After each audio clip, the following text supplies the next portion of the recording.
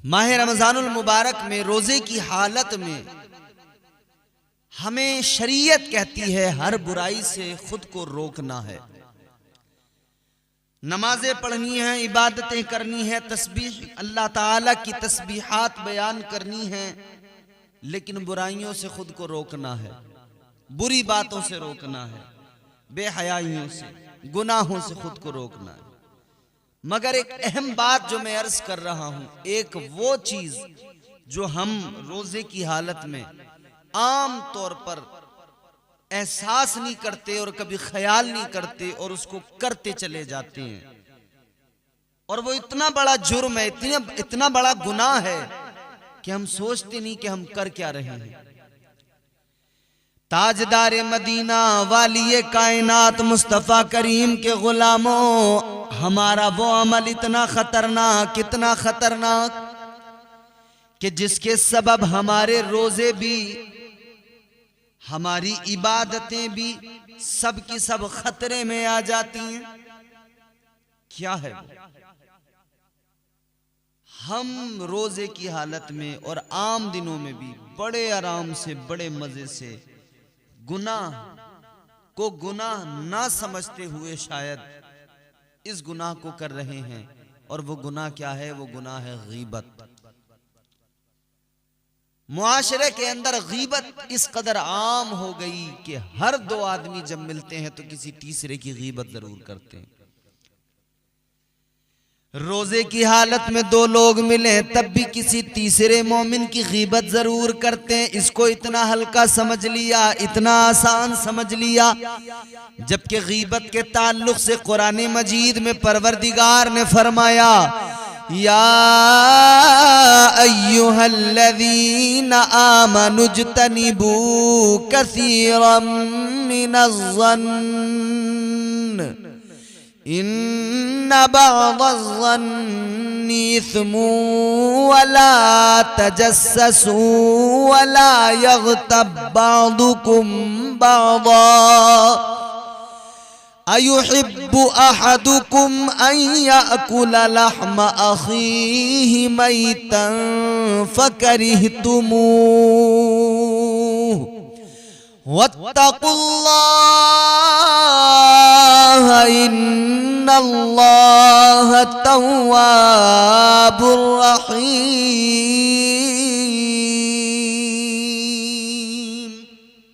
अल्लाह ताला का कुरान है, परवरदिगार ने फरमाया, ऐ ईमान वालो, बहुत गुमान से बचो, बेशक कोई गुमान गुनाह हो जाता है, और ऐब न ढूंढो और एक दूसरे की गीबत न करो। क्या तुम में कोई पसंद रखेगा कि अपने मरे भाई का गोश्त खाए?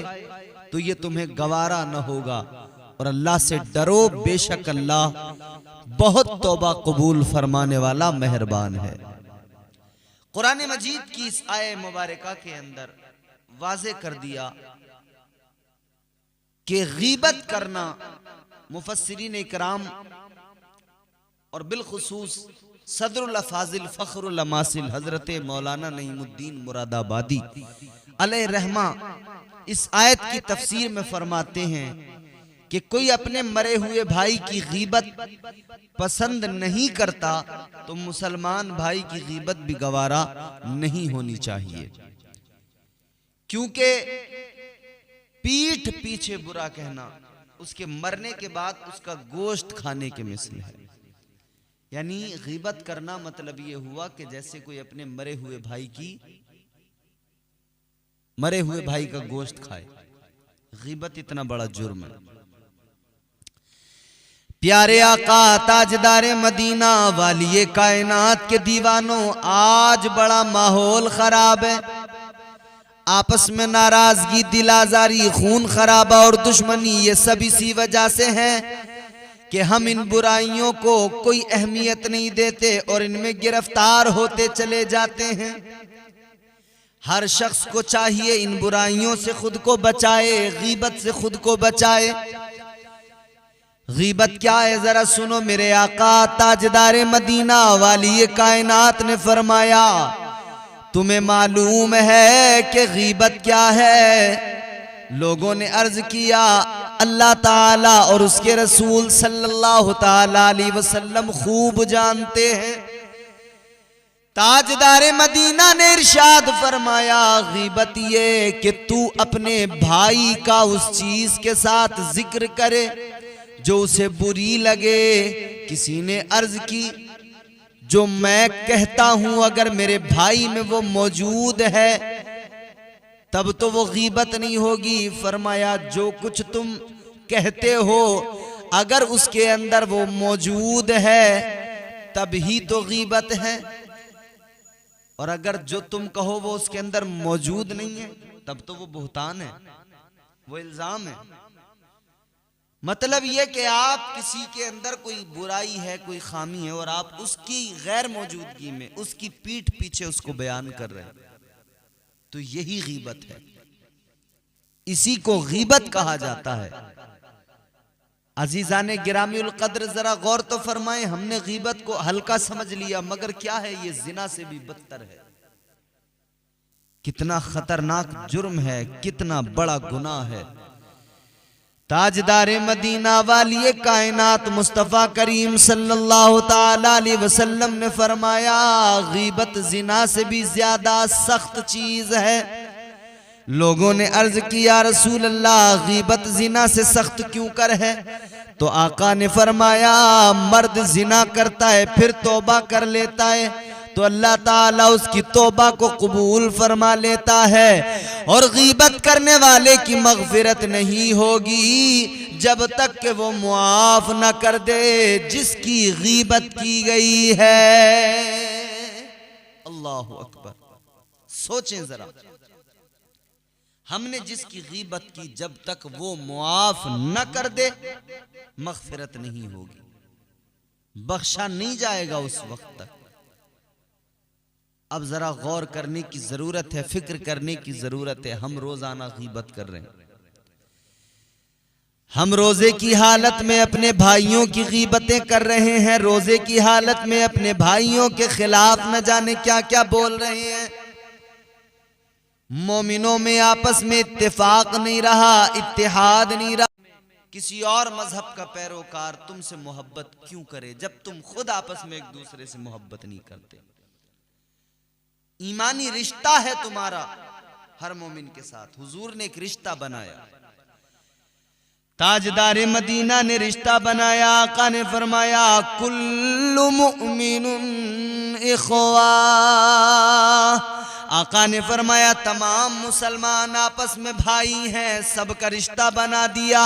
ये ईमानी रिश्ते के भाई हैं, मगर क्या वजह है? ईमानी रिश्ते के भाई होने के बावजूद आपस में एक दूसरे से नाराजगी, आपस में एक दूसरे से लड़ाई झगड़ा, आपस में एक दूसरे से गुस्सा है, आपस में एक दूसरे से साल साल भर गुजर गया, बात करने को तैयार नहीं है।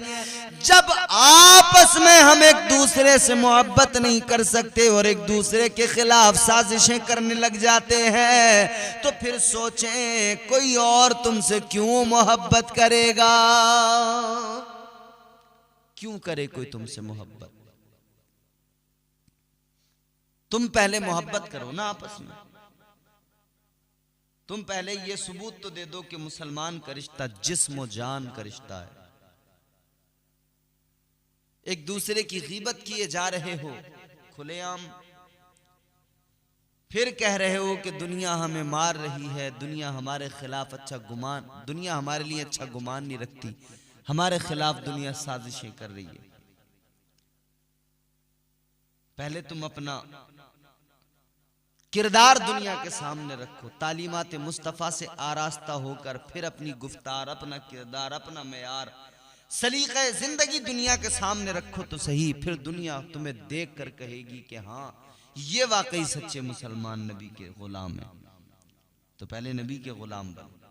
याद रखना, मेरे मुस्तफ़ा करीम सल्लल्लाहु ताला अलैहि वसल्लम जब मेराज पर गए ना, शबे मेराज में मेरे हुजूर एक ऐसी कौम पर गुजरे, अपने चेहरे और सीने छीलते थे। ऐसी कौम पर हुजूर का गुजर हुआ, अपने चेहरे और सीने छीलते थे। ताजदार मदीना सल्लल्लाहु अलैहि वसल्लम ने फरमाया बुलबुल सिदरा से कि ये कौन लोग हैं। तो बुलबुल सिदरा ने हुजूर की बारगाह में अर्ज किया, या रसूल अल्लाह, ये वो लोग हैं जो लोगों के गोश्त खाते और उनकी इज्जत व आबरू पर हमले करते थे। कौन लोग हैं ये? ताजदार मदीना वाली कायनात मुस्तफा करीम के दीवानों, गीबत की सजा कितनी सख्त है ये भी जरा जान लो। गीबत जितना बड़ा गुनाह और जुर्म है उसकी सजा भी उतनी खतरनाक है। क्या सजा है गीबत की जरा गौर करो। कयामत के दिन अपने ही हाथों से अपने ही चेहरे और सीने खुद ब खुद लोग छीलते होंगे। क्यों? इसलिए कि जब वो किसी की गीबत किए होंगे तो उस शख्स को रुसवा और उसके दिल को जख्मी किए होंगे। इसीलिए कयामत के दिन गीबत करने वाले के चेहरे और सीने को छलनी करके छीलने की सजा दी जाएगी, ताकि उसको उस तकलीफ का एहसास हो। जो तकलीफ अपने उस भाई को पहुंचाई उसका एहसास हो तो सजा दी जाएगी। याद रखना मेरे अजीजों, ताजदार मदीना वाली कायनात मुस्तफा करीम की बारगाह है। हजरत जाबिर बिन अब्दुल्ला रदी अल्लाह ताला अन्हु से रिवायत है, कहते हैं कि हम हुजूर की खिदमत बाबरकत में हाजिर थे। अचानक एक बदबू उठी। जब अचानक बदबू उठी तो रसूलुल्लाह सल्लल्लाहु अलैहि वसल्लम ने फरमाया, जानते हो ये बदबू क्या है? फिर मेरे आका ने खुद ही इरशाद फरमाया कि ये उन लोगों की बदबू है जो मुसलमानों की गीबत किया करते हैं। यानी गीबत की बदबू इतनी खतरनाक कि ताजदार कायनात ने गीबत करने वालों की जबान से निकलने वाले अल्फाज को बदबू फरमाया। और इसलिए कि जब वो लोग गीबत करते हैं गोया एक दूसरे से मिलकर उसकी नफरत और कदूरत दिल में पैदा करते हैं, जिसकी वजह से उस शख्स का वकार मजरू होता है और वो नफरतों का शिकार हो जाता है और मुआशरे में नफरतों का फैलाव होता है, जिससे मेरे हुजूर नाराज होते हैं। ताजदार मदीना सल्लल्लाहु अलैहि वसल्लम ने जिसे बदबू से ताबीर फरमाया है, हमें चाहिए कि हम इस बुराई से बचें और गीबत हरगिज हरगिज कभी ना करें। एक हंगामे महशर हो तो उसको भूलें, एक हंगामे महशर हो तो उसको भूलें, सैकड़ों बातों का रह रह के ख्याल आता है। आज हमारे मुआशरे में खराबियां इतनी हैं, इतनी ज्यादा खराबियां, किस किस पर बात की जाए, किस किस पर कलाम किया जाए, किस किस पर इस्लाह की कोशिशें की जाएं। बर्बाद हो गए हम लोग। आज हमारी हालत क्या है? दुनिया की सबसे मजलूम कौम बन गए। तादाद तो बहुत है मगर आज हमारी हैसियत क्या है? याद रखना मेरे अजीजों, तादाद से कुछ नहीं होता। जब ईमानी जज्बा ही सर्द पड़ जाए, जब ईमान की ताकत ही ना रहे, जब ईमानी मामलात में बंदा कमजोर पड़ जाए, जब दुनिया उस पर गालिब आ जाए। आज जुआरी हमारे अंदर, शराबी हमारे अंदर, जानी हमारे अंदर और इक्का दुक्का नहीं कसरत के साथ पाए जाते हैं। और ये सारी खराबियां, ये सारी बुराइयां, पहले लोग छुप छुप कर ये सारे काम करते थे, अब ढीठ हो गए, बेहया हो गए, बेगैरत हो गए, अब खुलेआम ये सब कुछ हो रहा है।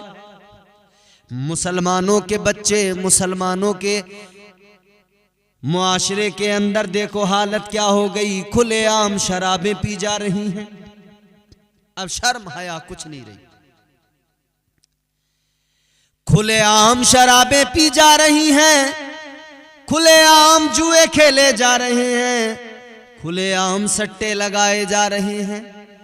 तालीम से दूर हो गए, तहजीब बाकी न रही, तमद्दुन अपना भूल गए, अपनी पुरानी रिवायतें भूल गए, अपना माजी भूल गए, माजी के किस्से याद न रहे, अपनी शुजातें भूल गए, अपना तकवा अपनी तहारतें भूल गए। आज दुनिया की आलूदगी में इस दर्जा लिथड़े हुए हैं, सने हुए हैं, होश बाकी नहीं है। अल्लाह रहम फरमाए। नई उम्र के छोटे छोटे 15-15, 20-20 साल के बच्चे आज देखो जुआ खेल रहे हैं। 20-25 साल के बच्चे देखो उन्हें सट्टे लगा रहे हैं, कभी आईपीएल पर सट्टा लगा रहे हैं, टीमें बना रहे हैं और खुलेआम अलल ऐलान जुआ खेल रहे हैं, शराबें पी रहे हैं, नशे कर रहे हैं। मगर माँ बाप अगर कोई इस्लाह करने निकल पड़े और कह देना, उसी से लड़ेंगे, उसी से झगड़ा करेंगे, कहेंगे हमारे बच्चों पे तोहमत लगा रहा है। आज भी कितने नादान बने बैठे हैं लोग, कितने अनजान बने बैठे हैं, सब कुछ जानते हैं, बाखबर हैं, अपने बच्चों के बारे में मालूम है कि हमारे बच्चों का हाल क्या है, जानते हैं हमारे बच्चों की हालत क्या हो गई है, मालूम है हमारे बच्चे शराबें पी रहे हैं, पता है हमारे बच्चे जुआ खेल रहे हैं। और कोई अगर कुछ कह दे तो उसी से झगड़ा करने पे आमादा, उसी से लड़ने पे आमादा।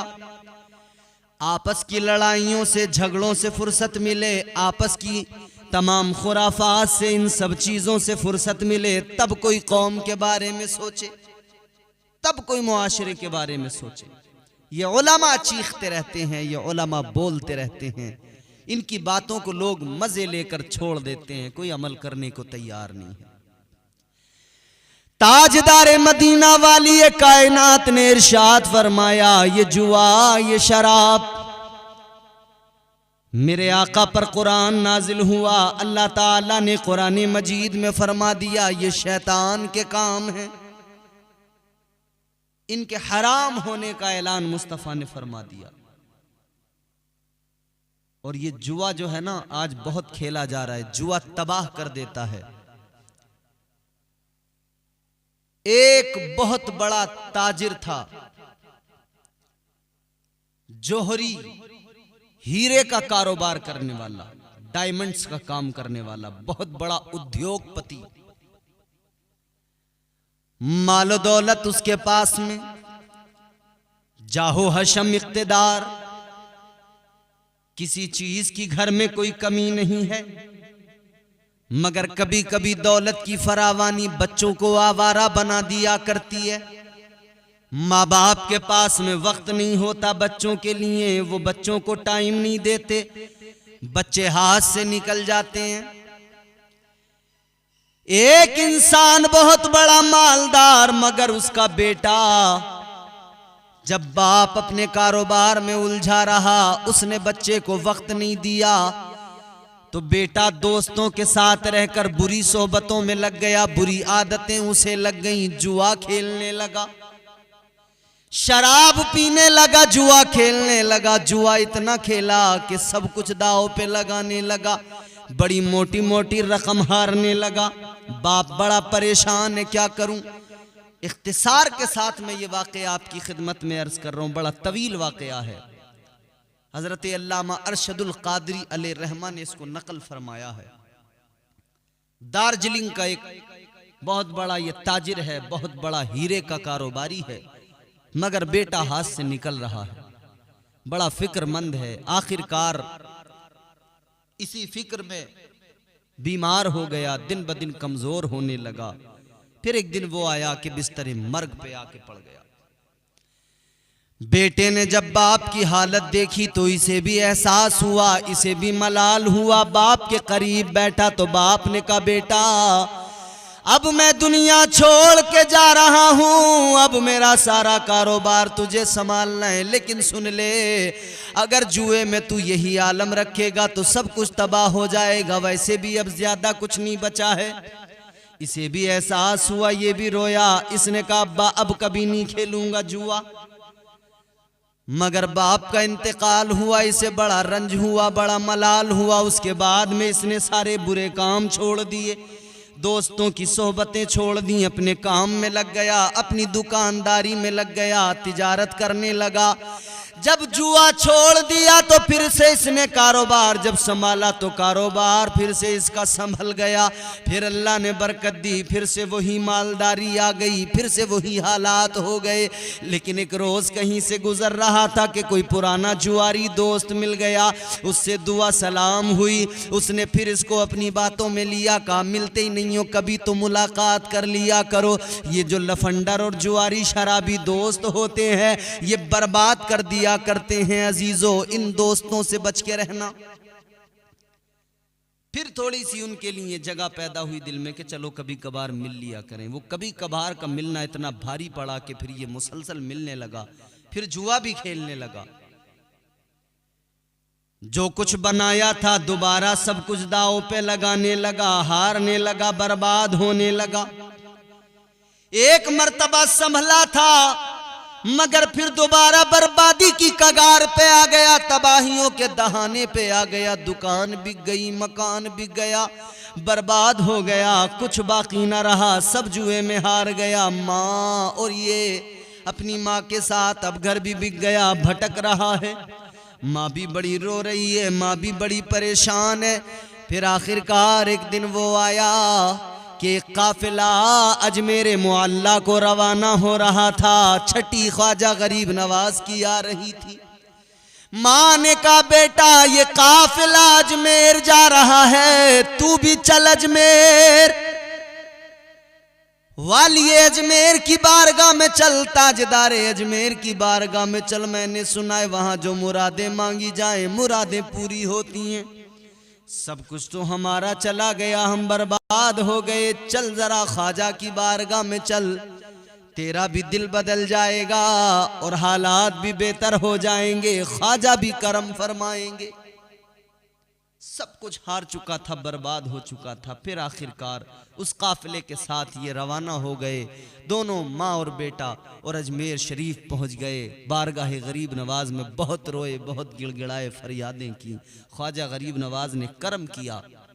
पूरा वाकया सुनाना मकसद नहीं, बस इतना बताना चाहता हूं कि जब दिल से रोया और बुराइयों से इसने तौबा की और जुए से तौबा की, और इसने ख्वाजा गरीब नवाज के दरबार में कहा ख्वाजा आज के बाद कभी जुआ नहीं खेलूंगा, अब मैं आइंदा कभी इन बुराइयों के रास्तों पे नहीं जाऊंगा। जब वापस आया है फिर से ख्वाजा का करम हुआ है, फिर वही बहारें आ गईं, फिर वही पहले जैसा माहौल, फिर वही सब कुछ, कारोबार कर लिया, सब कुछ हो गया।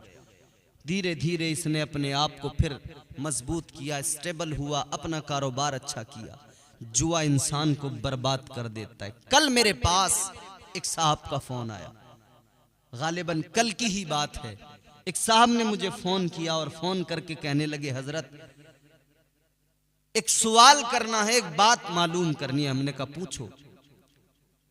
आमतौर पर रमजान में लोग रोजे के मसाइल मालूम करते हैं, हमने सोचा वैसे ही कोई मसला मालूम करेंगे रमजान के ताल्लुक से।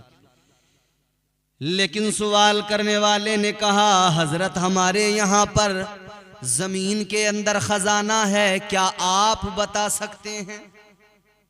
मुझे इतना सुन के गुस्सा तो बहुत आया, जी चाहा कि इसे मैं कुछ उल्टा जवाब दूं, मगर मैंने फिर भी अपने आप पे काबू किया।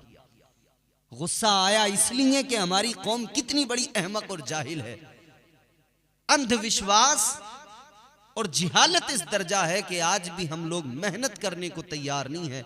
जमीनों से खजाने निकल आए, रातों रात करोड़पति बन जाएं, जुआ खेल के करोड़पति, सट्टा खेल के करोड़पति बन जाएं, लेकिन ये नहीं सोचते कि हम मेहनत करें और अल्लाह हमारे रिस्क में बरकतें अता करे। ये ख्याल कभी नहीं करते। मैंने पहले तो उसको थोड़ा सा गुस्सा मेरे जहन में था भी, तो मैंने कहा हाँ पता तो लग जाएगा तेरे यहाँ खजाना कितना है। कहा हजरत फिर लगा दीजिए पता। कहने लगा बता दीजिए। मैंने कहा खर्च 2 लाख आएगा। पहले तो खामोश हुआ, फिर हंस के बोला हजरत आप मजाक तो नहीं कर रहे? मैंने कहा जैसे तू मजाक अपने आप से कर रहा वैसी मैंने तुझसे मजाक कर लिया। मैंने कहा बेवकूफ न बन, पागल न बन, अहमक न बन, रातों रात ये करोड़पति बनने का ख्वाब छोड़ दे। मेहनत कर कमा, हलाल रोजी की तलाश में निकल। अल्लाह तो तेरे माल में बरकतें अता करेगा, तेरी रोजी में बरकतें अता करेगा। रब रोजियां तकसीम करता है, मगर हमारे यहाँ लेने वाला तो कोई नहीं, दामन फैलाने वाला तो कोई नहीं। हराम पे नियत है, माले हराम मिल जाए। अल्लाह रहम फरमाए, 5 वक्त नमाजों के लिए मस्जिद में जाने वाले हमने देखे, उनकी नीयतें दुरुस्त नहीं। रोजे भी रख रहे हैं मगर नीयतें दुरुस्त नहीं, हराम की दौलत पे नीयत लगी है। याद रखना मेरे अजीजों, अपने आप को बदलने की जरूरत है, अपनी जिंदगियों में इनकलाब लाने की जरूरत है। मैंने उसको समझाया कि खुदा के लिए इन सब चक्करों से निकल, वरना जो तेरे पास पल्ले है वो भी सब चला जाएगा, तू तबाह हो जाएगा, बर्बाद हो जाएगा, कुछ नहीं बचेगा। हलाल रोजी की तलाश में निकल, अल्लाह अता फरमाएगा। हजरत हसन बसरी रहमतुल्लाह अलैह एक बड़े पाए के बुजुर्ग अल्लाह के वली गुजरे। उनकी बारगाह में एक आदमी आया, आकर कहने लगा, हजरत मैंने एक बड़ा अजीब वाकया देखा, एक बड़ा अजीब मामला मेरे सामने पेश आया। आपने फरमाया क्या? कहने लगा, एक शेर था, शेर ने हिरन पे हमला किया, उसका शिकार किया। कहता उसने शिकार करके हिरन को खाया, जितना खाना था खाया, और जो कुछ गोश्त हिरन का बाकी बच गया तो कहता है कि एक टीले पर, चट्टान पर एक लोमड़ी अंधी है, वो बैठी हुई है। कहता मैं सोच रहा था कि इसको रिस्क कैसे मिलता होगा, ये तो अंधी है। कहने लगा, शेर ने जितना खाना था खाया, बाकी वो गोश्त हिरन का उठाकर लोमड़ी के आगे डाल दिया, बाकी बचा हुआ लोमड़ी ने खा लिया। कहने लगा, हजरत मैं हैरान हो गया, अल्लाह की कुदरत देखी मैंने। लोमड़ी नाबीना है, शिकार नहीं कर सकती, मगर अल्लाह की कुदरत के अल्लाह ने उसका रिस्क उस तक पहुंचा दिया। कहता है, हजरत मुझे पता लग गया कि अल्लाह ताला राज़िक है, अल्लाह रिस्क पहुंचा ही देता है। कहता हुजूर हम इतने पापड़ क्यों पेलें, अल्लाह राज़िक है, किसी भी तरह से, किसी भी सबब से अल्लाह रिस्क तो पहुंचा ही देगा। तो हमें इतना मेहनत, मशक्कत और काम ये सब करने की जरूरत क्या है? इतना सुना तो हजरत हसन बसरी मुस्कुरा गए और फरमाने लगे, अजीब बात है, मैं तेरी अक्ल पर हैरान हूं, तेरी जहानत कहां चली गई? कहने लगा, हजरत जी क्या हुआ? हजरत हसन बसरी ने फरमाया, सुन ले, तूने देखा शेर ने शिकार किया, जितना खाना था खाया, जो नहीं खा सका उठाकर लोमड़ी को खिला दिया। कहने लगे, मुझे तेरी सोच पे हैरत है, तूने अगर सोचा भी तो लोमड़ी बनने के बारे में सोचा, अगर ख्याल भी आया तो लोमड़ी बनने का ख्याल आया, शेर बनने का ख्याल नहीं आया। तूने शेर बनने के बारे में नहीं सोचा। लोमड़ी अंधी है, बैठी है, तूने लोमड़ी बनने का ख्याल किया कि कहीं से भी कोई ना कोई ला के डाल जाए, मगर शेर बनना पसंद क्यों नहीं करता कि तू खुद मेहनत करे, रिस्क हासिल करे, खुद भी खाए और अपने आप से मुंसलिक लोगों को भी खिलाए, अपने आप से वाबस्ता लोगों को भी खिलाए। फरमाया, लोमड़ी न बन, शेर बन, खुद भी खा, कमा, मेहनत कर, खुद भी खा और अपने बाल बच्चों को भी खिला। लोमड़ी न बन, शेर की तरह कर, शेर बन। मगर यहां ऐसा लगता है सब लोमड़ियां हैं, और जो शेर बनने निकले हैं वो ये फर्क भूल गए कि दौलत हराम की जमा कर रहे हैं या हलाल की। हलाल पे लोग कहते हैं कि गुजारा नहीं हो सकता। कौन कहता है नहीं हो सकता? ये दुनिया ने तुम्हें बता दिया कि हलाल पे गुजारा नहीं हो सकता है। सच्चाई तो ये है कि माले हराम इंसान की दुनिया भी तबाह कर देता है, आखिरत भी बर्बाद कर देता है। हलाल लुक़्मे खाओ, दिल को सुकून मिलेगा। हलाल लुक़्मे खाओ, वबाओं बलाओं से महफूज रहोगे। हलाल रिज़्क़ खुद भी खाओ, अपने बच्चों को भी खिलाओ, बच्चे भी अच्छे होंगे, बाअमल होंगे। आज बच्चे अगर शराबी हैं, जुआरी हैं, बिगड़ रहे हैं तो कहीं ना कहीं ये भी वजह हो सकती है कि तुमने उन्हें हलाल रोजी नहीं खिलाई हो। अगर बच्चे नाफरमान है, ये भी वजह हो सकती है कि तुमने उन्हें हलाल रिस्क नहीं खिलाया।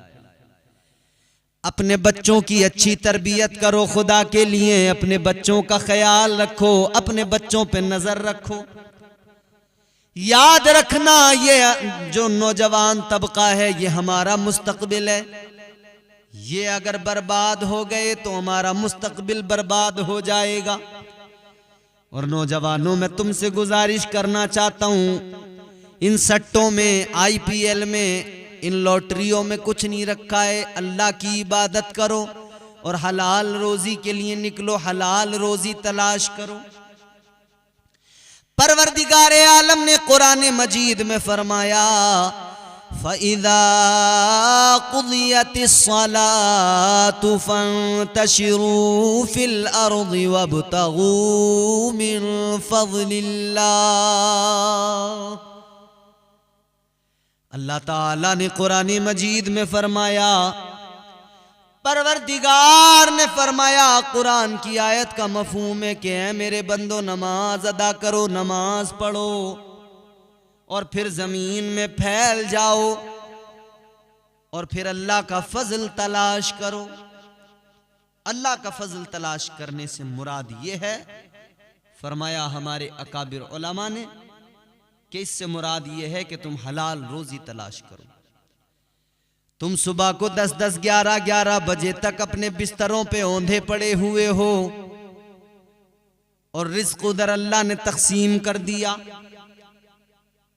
रिज्क उधर तकसीम हो गया, तुम उठ ना सके, तुम सोते रहे। ये गफलत है जिसने बर्बाद कर डाला, ये गफलत है जिसने तबाह कर डाला। बल्कि एक शायर है, उसने बड़ी प्यारी बात कही है, खालिद नाम है उसका शायर का। वो कहता है, हंसाना मुश्किल हो जाए, रुलाना मुश्किल हो जाए।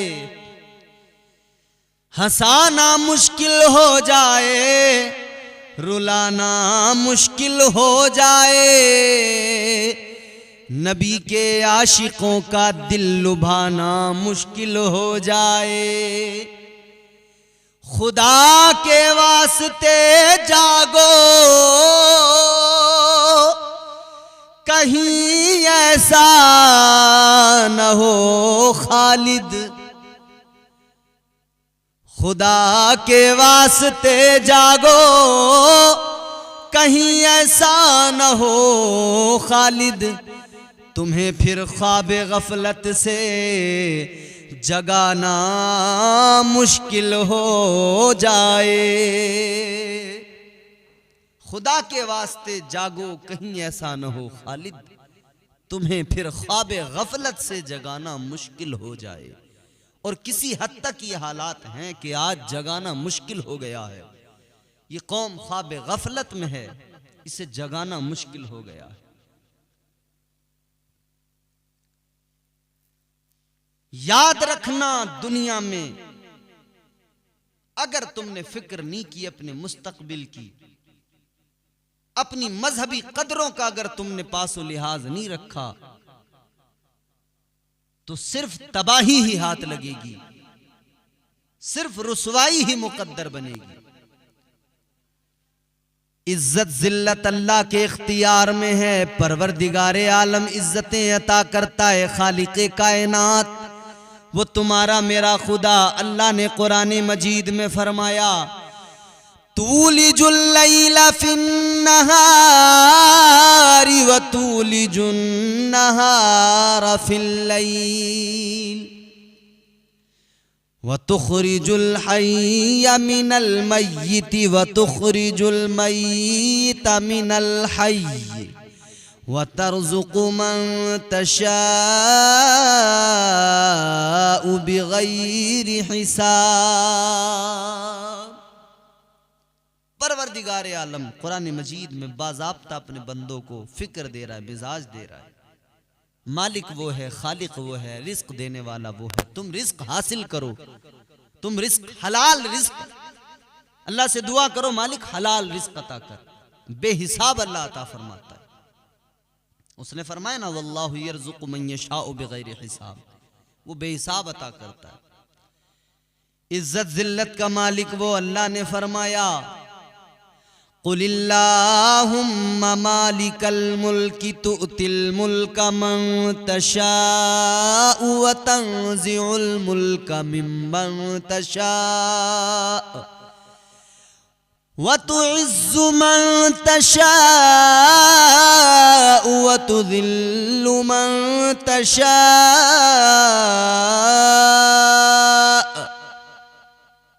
अल्लाह ताला का कुरान कहता है, इज्जत देने वाला, जलील करने वाला वो परवरदिगार है। जिंदगी मौत का मालिक भी वही है। जमीन आसमान चांद सूरज सितारे हवा फिजा खला सब कुछ उसी ने पैदा किया। कायनात में जो है सब उसने बनाया। जिंदगी देने वाला, रोजी देने वाला, सांसें अता करने वाला, अल्लाह ने बहुत कुछ दिया, इतना दिया कि तुम गिन नहीं सकते, काउंट नहीं कर सकते। फरमाया, व इन तउद्दू निअमतल्लाहि ला तुहसूहा, उसकी नेमतों को अगर तुम गिनने लगो तो गिन नहीं पाओगे, शुमार नहीं कर पाओगे। उसकी नेमतें अनकाउंटेबल, गिना नहीं जा सकता। इतना अल्लाह ने नवाजा, इतना अता किया परवरदिगार ने।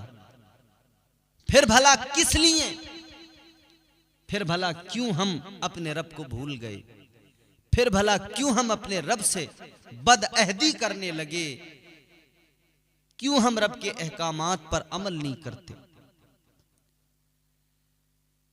आज हालत क्या हो गई, अल्लाह रहम फरमाए। बेहयाई मुआशरे के अंदर आम हो गई। अल्लाह ताला ने जिस कौम को इज्जतों के ताज अता किए थे, आज वो कौम जलील क्यों हो रही है। दुनिया दुश्मन है मुसलमान की, दुनिया मुसलमान को मारना चाहती है। सारी दुनिया की ताकतें मुसलमानों के खिलाफ, दुनिया की सारी ताकतें मुसलमानों के खिलाफ साजिशें करने में लगी हैं, और मुसलमान बेखबर है, नादान बना हुआ है। किस लिए नादान बना है, किस लिए बेखबर है। और खुदा के बंदो, होश के नाखून लो, सोचो जरा, अपने मुस्तकबिल के बारे में सोचो।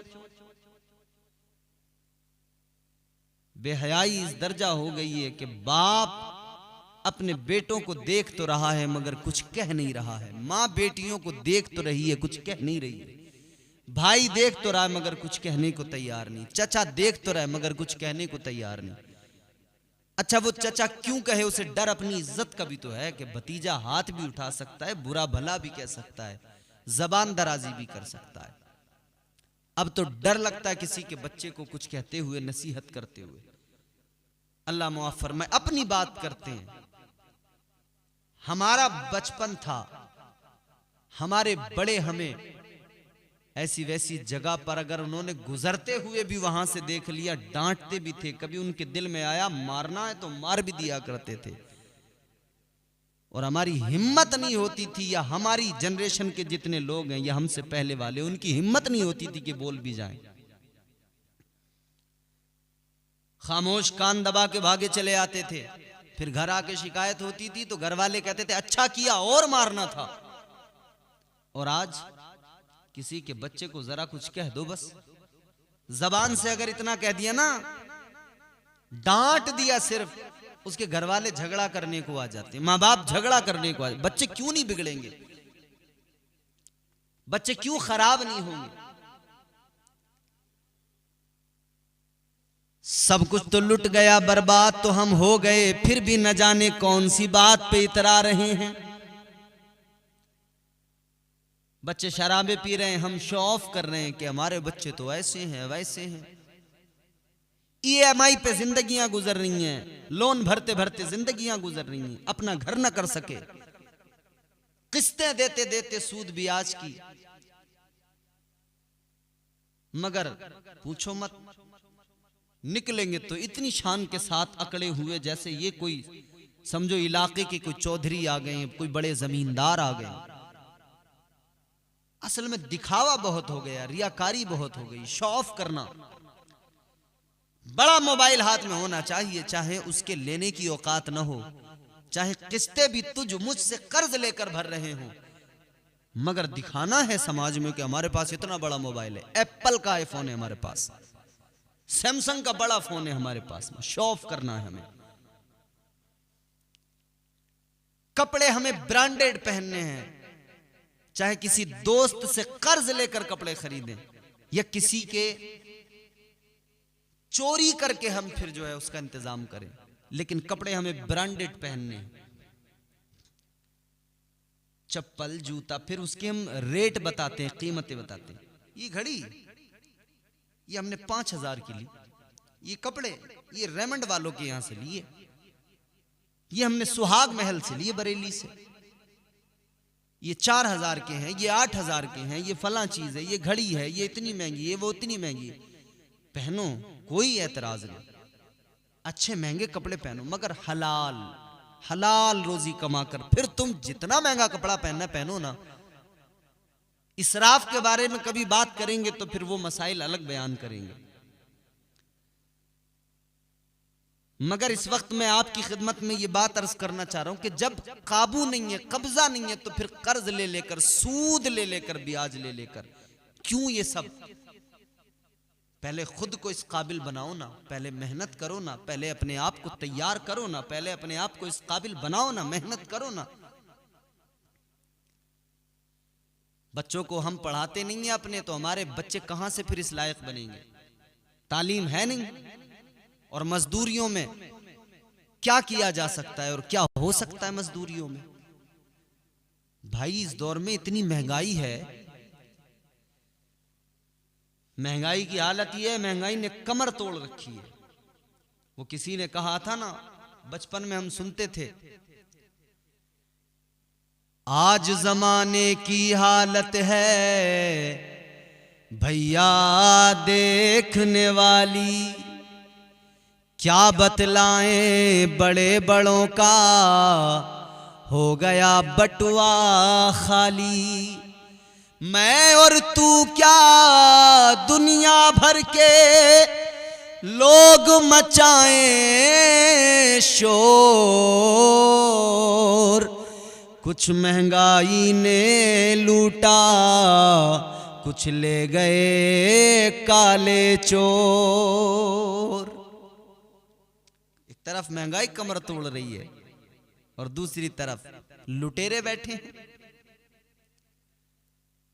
इंसान होकर लूटते हैं इंसानों को, अल्लाह ही समझेगा इन बेईमानों को। रात में उठकर रमजानी दूध में डालता है पानी। वैसे पूछो मत, बड़ा दीनदार, टोपी लगाए हुए टहल रहा रमजानी, टोपी लगा के, दाढ़ी सजा के, साइकिल पे गोल्टे टांग के जा रहे। हाजी जी कहां चले? डेयरी पे दूध देने, और रास्ते में तालाब से पानी गंदा मिला रहा दूध में। इंसान होकर लूटते हैं इंसानों को, अल्लाह ही समझेगा इन बेईमानों को। रात को उठकर रमजानी दूध में डालता है पानी, ये हालत है। मेरा मौला कब खींचेगा इनकी ढीली डोर। कुछ महंगाई ने लूटा, कुछ ले गए काले चोर। तो एक तरफ महंगाई कमर तोड़ रही है, दूसरी तरफ ऐसे हालात में लोग दिखावा, और हालात ये कि शो ऑफ करना, बड़ा मोबाइल, उम्दा कपड़े, और मेहनत करने को तैयार नहीं है, तो फिर इस सूरत में क्या करेंगे? या तो जुआ खेलेंगे, या सट्टे लगाएंगे, या चोरियां करेंगे। यही तो करेंगे ना।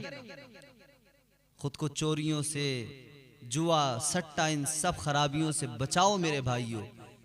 जिंदगी तबाह हो जाएगी, बर्बाद हो जाओगे, कुछ हाथ नहीं लगेगा, कर्ज के बोझ तले दबे रहोगे उम्र भर। जो कमाओगे वो जुए में हार जाओगे। कई लोग सोचते कि बस एक बाजी, और मैं नहीं जानता खबर सच्ची है या झूठी है, मैंने कोई इस पे तहकीक तो नहीं की है, लेकिन मैंने चूंकि एक सोशल मीडिया पर एक वीडियो देखी है। क्या जमाना आ गया, अल्लाह रहम फरमाए, अल्लाह की पनाह, अल्लाह की पनाह। सऊदी शहजादा, मैंने न्यूज देखी है, सऊदी शहजादा 350 मिलियन डॉलर जुए में हार गया और अपनी 4 बीवियां जुए में बाजी लगाकर हार गया। अब मेरी कोई तहकीक तो नहीं है, न्यूज देखी है अलबत्ता मैंने, सही भी हो सकती है, गलत भी हो सकती है, मगर कितने शर्म की बात है। एक सऊदी शहजादा, क्योंकि ये सऊदियों ने, इन जाहिलों ने अब वहां पर बना दिए ना जुए के अड्डे, अब शराब खाने खोल दिए ना इन्होंने वहां पर। अब बेपर्दगी को ये जो है वहां पर ला रहे हैं ना, अब ये फहाशी को आम कर रहे हैं ना, बुत परस्ती को ला रहे हैं ना। और हुजूर का फरमान है, कयामत की निशानी, हुजूर ने फरमाया है कि कयामत उस वक्त तक कायम नहीं होगी जब तक कि अहले अरब बुत परस्त ना हो जाए, अरब में बुत परस्ती शुरू ना हो जाए। तो धीरे धीरे वही करने लगे। अबू धाबी के अंदर इन्होंने तामीर कर दिया, इधर इन्होंने जुए के अड्डे खोल दिए, शराब को इन्होंने जो है लीगल कर दिया, शराब खाने खोल दिए। तो मैं चौंक गया। सऊदी शहजादा 350 मिलियन डॉलर जुए में हार गया और 4 बेगम, अपनी 4 बेगमात बाजी लगाई, चारों को जुए में हार गया। अल्लाहु अकबर। पहले हम बचपन में सुनते थे कि फलां जुआरी, उसने अपनी बीवी को बाजी पे लगा दिया और हार गया। अब मैंने उस दिन जब न्यूज देखी मैं चौंक गया। मैंने कहा क्या आज भी ऐसा हो रहा है? लोग अपनी बीवियों को जुए में बाजी पे लगा रहे हैं, इन्हें जरा सी गैरत नहीं। तो जुआरी कितना बदतरीन इंसान है, सोचो तो सही। अपनी इज्जत को दाव पे लगा देता है, अपनी इज्जत को बाजी पे लगा देता है। हार गया तो लो जी, इसे कोई फर्क ही नहीं पड़ेगा। अल्लाह अकबर, अल्लाह रहम फरमाए। पीछे कोई त्योहार हमारे यहाँ गुजरा है, उस त्योहार पर भी मैंने एक न्यूज इसी किस्म की पढ़ी थी, गालिबन किसी न्यूज की कटिंग मैंने देखी थी।